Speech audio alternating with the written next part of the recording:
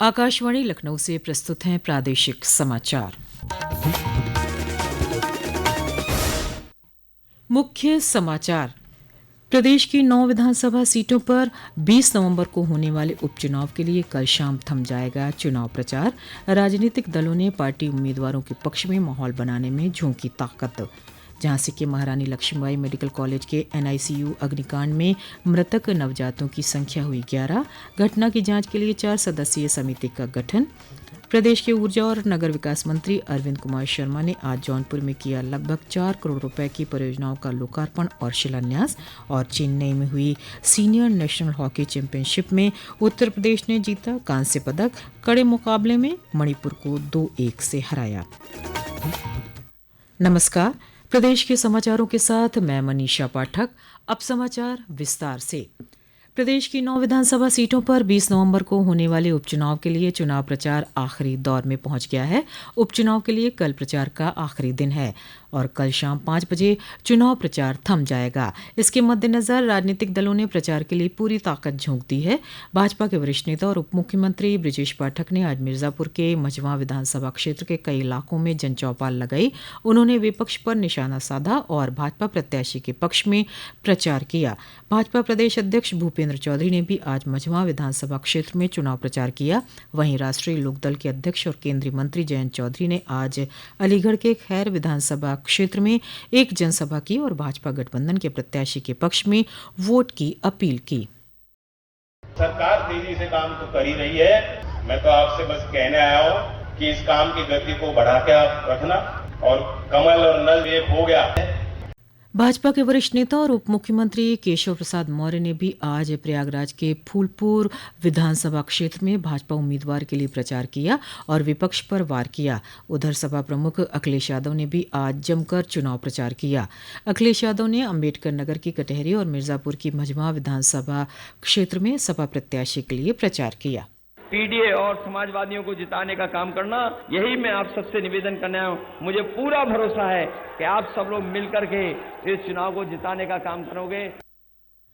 कल 9 सीटों पर चुनाव प्रचार के आखिरी दिन मुजफ्फरनगर के मीरापुर विधानसभा सीट पर 4 पार्टियों के राष्ट्रीय अध्यक्ष अलग अलग क्षेत्र में रोड शो और जनसभा करेंगे। प्रदेश में 9 विधानसभा सीटों पर 20 नवंबर को होने वाले उपचुनाव में प्रदेश भर की नजरें मैनपुरी की करहल सीट पर लगी हुई हैं। वर्ष 2022 के विधानसभा चुनाव में सपा प्रमुख अखिलेश यादव ने यहां से जीत दर्ज की थी। वर्ष 2024 में हुए लोकसभा चुनाव में कन्नौज से सांसद बन जाने के बाद उन्होंने करहल विधानसभा क्षेत्र से विधायक पद से इस्तीफा दे दिया, जिसके बाद ये सीट रिक्त हो गई। पेश है हमारे प्रतिनिधि की एक रिपोर्ट।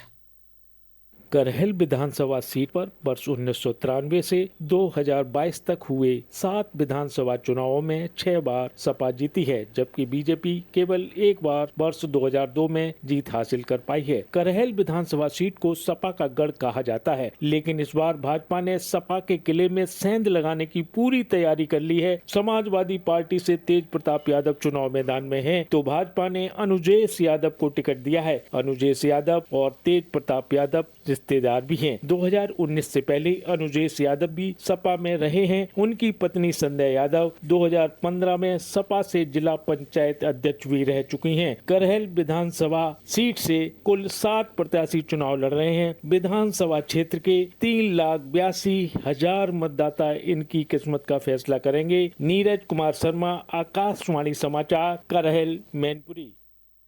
झांसी के महारानी लक्ष्मीबाई मेडिकल कॉलेज के एनआईसीयू में शुक्रवार की रात आग लगने की घटना में इलाज के दौरान आज एक और नवजात की मौत हो गई। इससे मृतक नवजातों की संख्या कुल 11 हो गई है। बाकी घायल नवजातों का इलाज जारी है। झांसी के जिलाधिकारी ने बताया कि मृतक बच्चा बीमार था और अग्निकांड में घायल नहीं हुआ था। वहीं सरकार के निर्देश पर जांच के लिए चिकित्सा शिक्षा विभाग ने महानिदेशक चिकित्सा शिक्षा और प्रशिक्षण की अध्यक्षता में 4 सदस्यीय समिति का गठन किया है।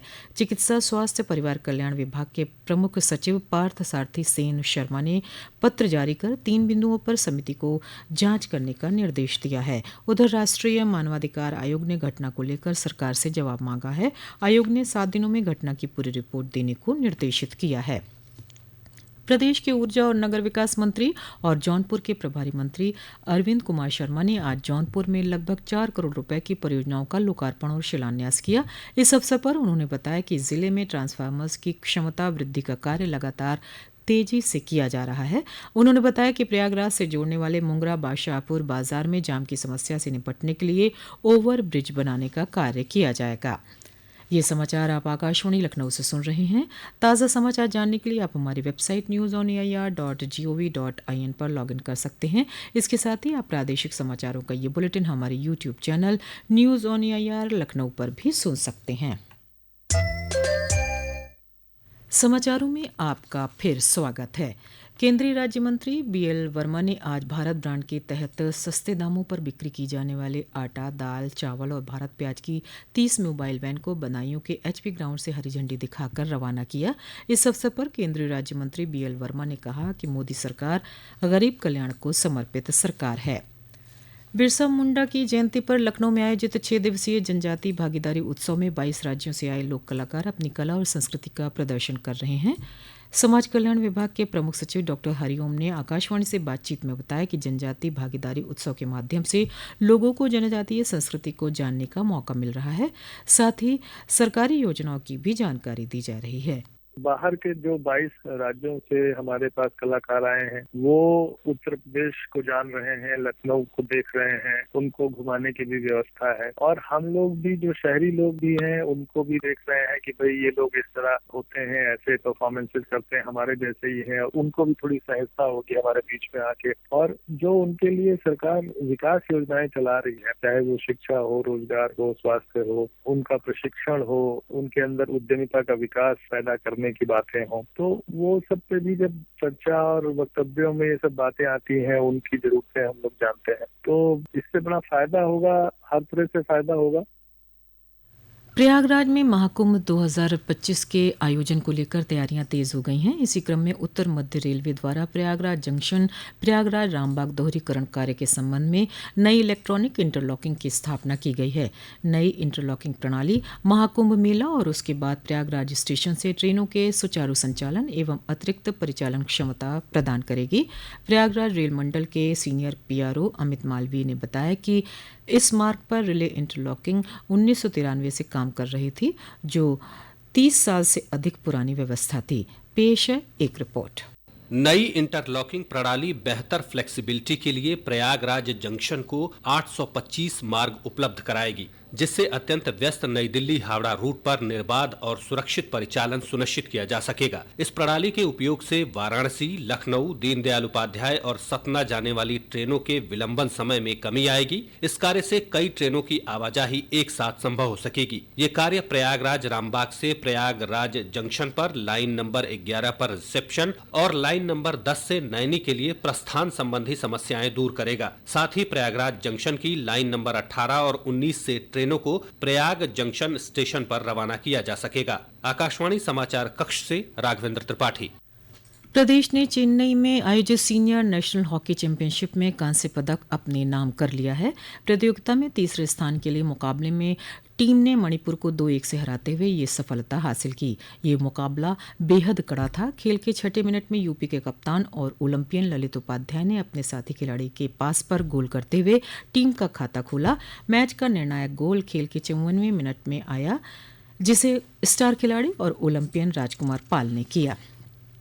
पवित्र बद्रीनाथ धाम मंदिर के कपाट आज रात 9:07 पर मंत्रोच्चारण के साथ शीतकाल के लिए बंद हो जाएंगे। इसके लिए विधि विधान से मंत्रोच्चारण के साथ कपाट बंद करने की प्रक्रिया शुरू हो गई है।